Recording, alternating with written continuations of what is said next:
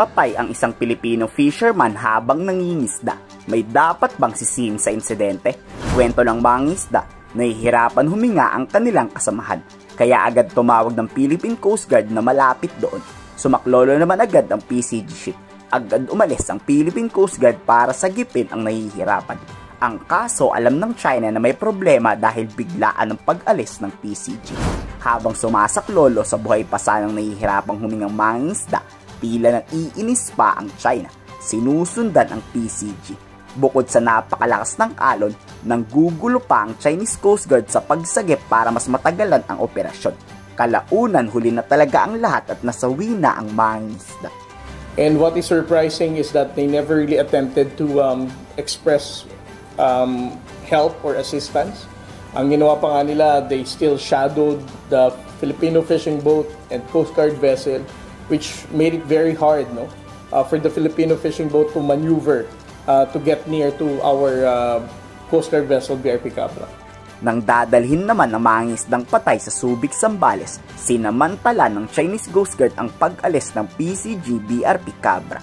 Bahagyang lumapit to sa may Zambales. Dito na baliwala ang pagtataboy ng PCG sa mga Chinese. Nanindigan naman si Commodore Tariela na kahit lumapit ulit ang China Coast Guard sa may baybayin. Ang dahilan lang naman kung bakit siya napalapit ulit ngayon at a distance of 72-78 nautical miles. BRP Cabra decided to carry out medical assistance sa Filipino fishermen.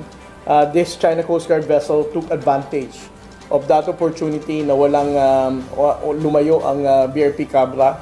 And then eventually, this is the objective of BRP Teresa Magbanwa, to ensure na i-push back siya ulit palayo. To make sure that our presence will push them back, papalayo mula sa Zambales. And secondly, for us to prevent them from normalizing this illegal behavior.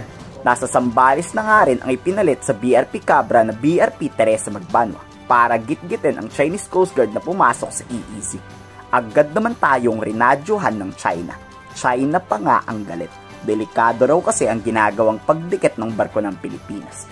Lumayo na raw tayo to avoid miscalculation. Pumalag dito ang PCG at pilit itinataboy ang mga Chinese. Philippine Coast Guard vessel 9701. This is China Coast Guard vessel 3304, patrolling in the sea area under the jurisdiction of the People's Republic of China. To avoid misunderstandings and miscalculations, please order your course and leave this sea area immediately. Over. This is Philippine Coast Guard vessel BRP Teresa Magbanwa, MRRV 701. In accordance with the Republic Act 12064, the Philippine Maritime Zones Act, the United Nations Convention of the Law of the Sea to which you are a party, and the 2016 Arbitral Award, we are conducting maritime law enforcement operation. You are advised that you are currently sailing within the Philippine Exclusive Economic Zone, approximately 86 nautical miles west of Capones Point, Zambales, Philippines. You do not possess any legal authority to patrol within the Philippine Exclusive Economic Zone. You are directed to depart immediately. Ang malaking problema dito, puro radio challenge lang ang alam at panggigit-git na ginagawa ng PCG. Wala bang mas agresibo dyan? I-water cannon kaya o banggain nyo na? Huwag yung puro radio challenge lang. Kayo, anong masasabi nyo dito? I-komento sa baba ang yung saloobin.